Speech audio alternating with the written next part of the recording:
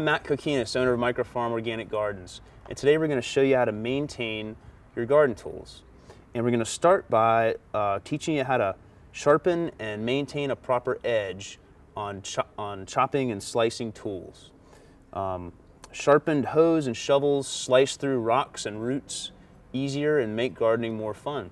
So we're going to start with this paddle hoe here, and you can see that the hoe comes from the factory with a beveled edge. Beveled edge is the angled edge. And this hoe's gotten a little dull from slicing up rocks and clay and roots, so we're going to sharpen it up. I've got a 10-inch mill file here. You can pick these up at any hardware store or big box store. And if you have a vise, you could certainly put your tool in the vise to make it a little easier to manage. I've got just kind of got a good hand on it here, and just draw the file across the beveled edge. So on the beveled edge, not the straight edge, but we're sharpening the existing beveled edge, and just push the file forward and lift up a little bit when you draw it back, but that's basically it.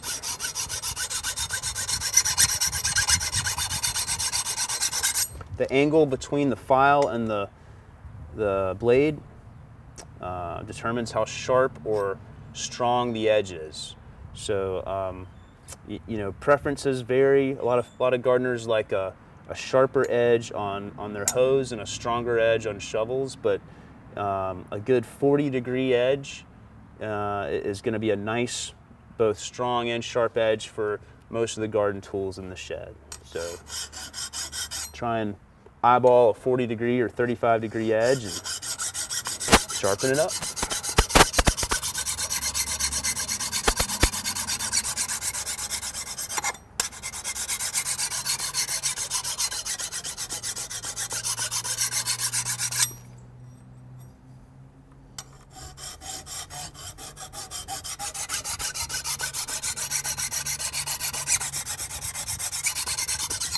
Now we're going to show you how to get more life out of your wooden handled tools. When you buy a tool at the store, it has a factory applied varnish, which is okay, but it's not ideal for maintaining and preserving the wood. So what we're going to do is show you how to strip that factory applied varnish off and apply a longer lasting wood preservative like tung oil is what we'll use today, or you could also use linseed oil. Sometimes folks use olive oil or safflower oil, but it's pretty basic. Just power sander or sandpaper certainly would work, and just remove the varnish and sand down to the wood, and then we'll apply some tung oil.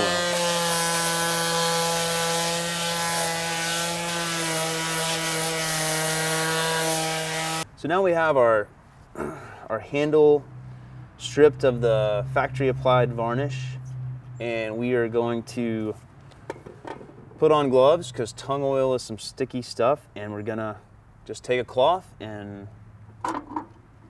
take our tung oil and apply it to the handle.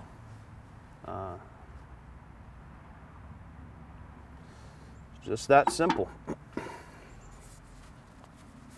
And just kind of take the cloth and work it in. And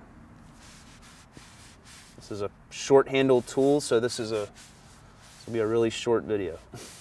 But there you have it. There's one coat of tung oil applied.